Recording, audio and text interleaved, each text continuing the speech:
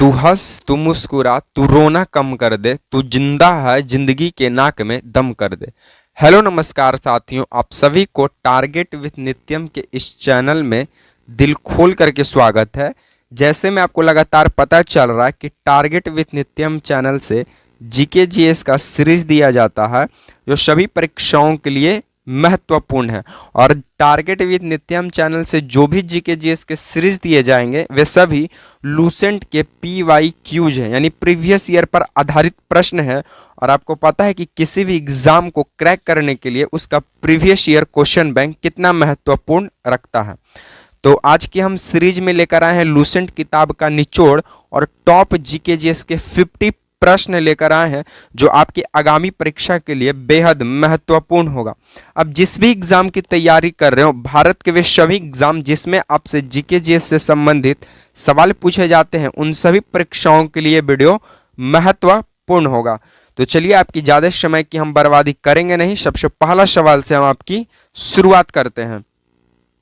सबसे पहला सवाल आपको स्क्रीन पे नजर आ रहा है। सबसे पहला सवाल क्या कहता है, हम थोड़ा जूम कर लेते हैं, ये लीजिए एक सेकंड। सबसे पहला सवाल आपको क्या कह रहा है कि चंदावर का युद्ध कब लड़ा गया था। ठीक है, तो अगर आपको पता है तो कमेंट बॉक्स में कमेंट कीजिएगा, ठीक है, अन्यथा उसकी कोई ज़रूरत नहीं है। ठीक है, बाकी इस चैनल से आपको पता होगा, अगर आप लगातार जुड़े होंगे तो आपको पता होगा कि इस चैनल से जितने भी सवाल कराए जाएंगे उन सभी सवाल का फुल डिस्कशन रहेगा। ठीक है, तो चलिए, आपको चंदावर का युद्ध का जो डेट है, चंदावर का युद्ध कब लड़ा गया था, इससे जानने से पहले कुछ महत्वपूर्ण फैक्ट जानिए, तब आपको इस सवाल का आंसर जो है आपको पता चलेगा। सबसे पहले तराइन का प्रथम युद्ध लड़ा जाता है। तराइन का प्रथम युद्ध 1191 में होता है। आपके सामने हम समक्ष सब चीज लिख कर लाए हैं जिससे हमें भी लिखने में दिक्कत ना हो और आपको भी लिखा हुआ समझ में दिक्कत ना हो। ठीक है, तो तराइन का प्रथम युद्ध 1191 में ईस्वी में होता है, पृथ्वीराज चौहान और मोहम्मद गौरी के बीच में। तराइन का प्रथम युद्ध 1191 ईस्वी में पृथ्वीराज चौहान और मोहम्मद गौरी के बीच में होता है, जिसमें पृथ्वीराज चौहान जीत जाता है, जिसमें पृथ्वीराज चौहान PRC जो है ये जीत जाते हैं। ठीक है, चलिए, जब ये जीत जाते हैं तो हमारे हमारे जयचंद जो राजा हुआ करते थे उन्हीं का बेटी थी जिसका नाम था संयोगिता। तो जो पृथ्वीराज चौहान थे ये जयचंद की बेटी संयोगिता से भाग कर शादी कर जाते हैं। कैसे भाग कर शादी कर लेते हैं, तो जयचंद को गुस्सा बढ़ जाता है। तो तराइन का दूसरा युद्ध होता है 1192 ईस्वी में पृथ्वीराज चौहान और मोहम्मद गौरी के बीच में।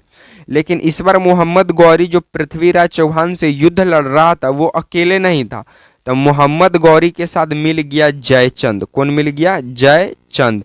क्यों?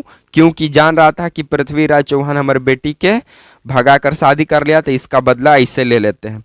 तो बताइए, जिसका जन्ने पल्ला बरियार हो जाएगा वो जीत जाएगा। तब इधर था मोहम्मद गौरी और जयचंद, इधर बेचारा था पृथ्वीराज चौहान अकेले। तो बस इसमें पृथ्वीराज चौहान की हार हो जाती है और मोहम्मद गौरी के जीत हो जाता है। चलिए, उसके बाद होता है चंदावर का युद्ध 1194 ईस्वी में। 91 तराइन का प्रथम 1191, तराइन का दूसरा 1192 और तराइन का तीसरा नहीं होता है, उसके बीच में चंदावर का युद्ध होता है 1194 में, जिसमें जयचंद और मोहम्मद गौरी के बीच युद्ध लड़ा जाता है। जैसे में जयचंद वादा किया होगा, हम ही तुमको क्षेत्र दे देंगे, तुम जीत जाओ, जीत गया होगा तो नहीं दिया होगा। तो जयचंद जो है फिर जयचंद और मोहम्मद गौरी के बीच होता है, जिसमें जयचंद की हत्या कर देता है कौन? मोहम्मद गौरी, और मोहम्मद गौरी यहाँ से जीत जाता है। ठीक है, उसके बाद तराइन का तीसरा युद्ध होता है 1215 ईस्वी में। तराइन का तीसरा युद्ध 1215 ईस्वी में लड़ा जाता है, और ये किसके किसके बीच में? तो ये इल्तुतमिश कौन था? तक कुतुबुद्दीन ऐबक का दामाद था। कुतुबुद्दीन ऐबक का क्या था? दामाद था। और इल्तुतमिश और यारदौज के बीच लड़ा जाता है, जिसमें इल्तुतमिश जीत जाता है। और इल्तुतमिश कुतुबुद्दीन ऐबक का दामाद था और इल्तुतमिश गुलाम वंश का वास्तविक संस्थापक माना जाता है। ऐसे गुलाम वंश का संस्थापक कुतुबुद्दीन ऐबक है, लेकिन वास्तविक संस्थापक इल्तुतमिश को माना जाता है, गुलाम वंश का। तो ये तमाम जानकारी आपके सामने जो हम समक्ष रखे, ये सभी प्रीवियस ईयर में पूछे गए प्रश्न थे और आपसे लगातार पूछे ही जाएंगे।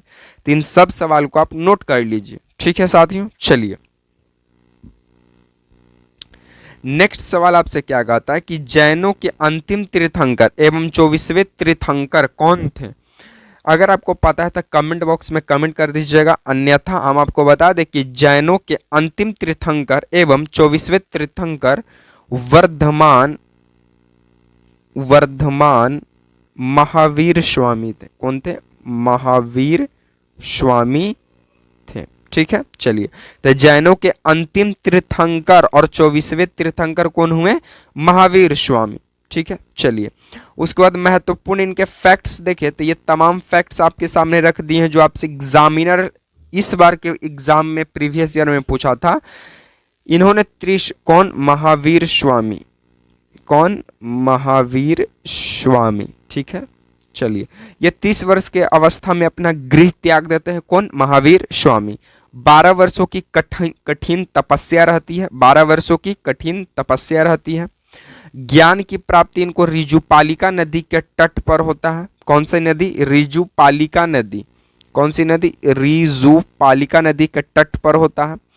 साल वृक्ष के नीचे होता है। किस वृक्ष के नीचे? साल वृक्ष के नीचे होता है।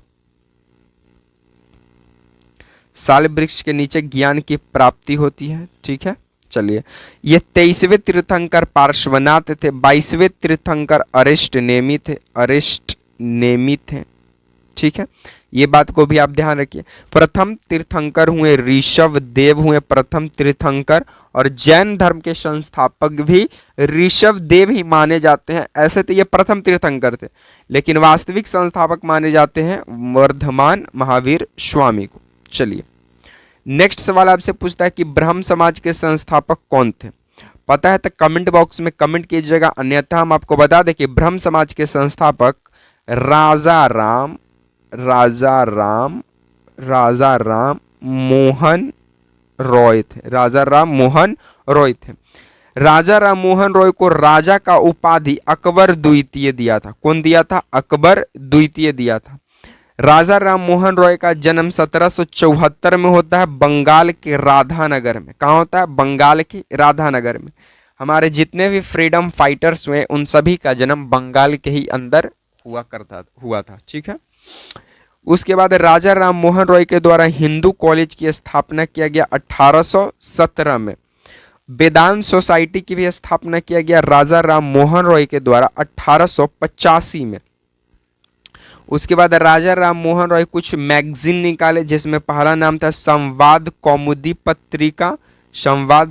पत्रिका, और दूसरा का नाम था ब्रह्म निकेल मैगजीन।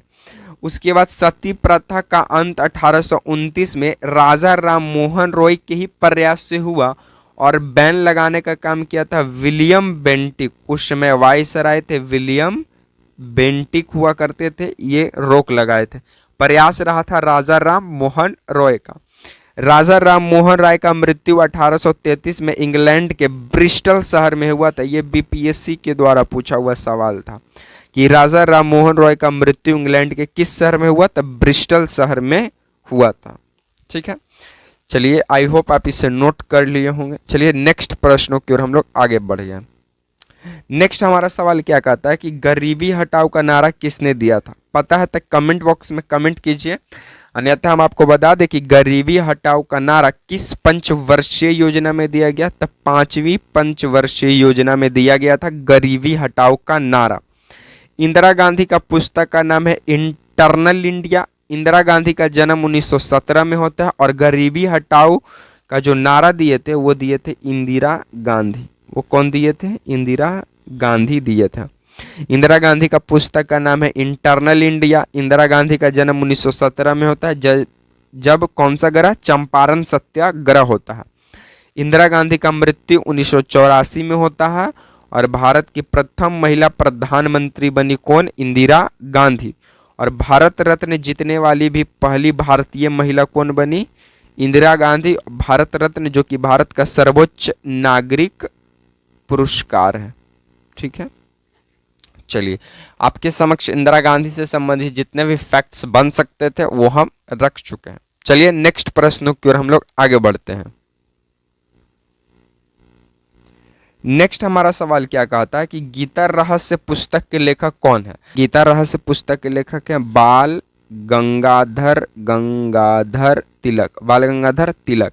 गीता रहस्य पुस्तक को बाल गंगाधर तिलक के द्वारा म्यांमार के मांडले जेल में लिखा गया। कौन सा जेल? मांडले जेल में लिखा गया था। ठीक है, बाकी इनकी महत्वपूर्ण चर्चाओं की बात करें तो मराठा जो है ये अंग्रेजी में निकलता था और ये साप्ताहिक पत्रिका था। क्या था?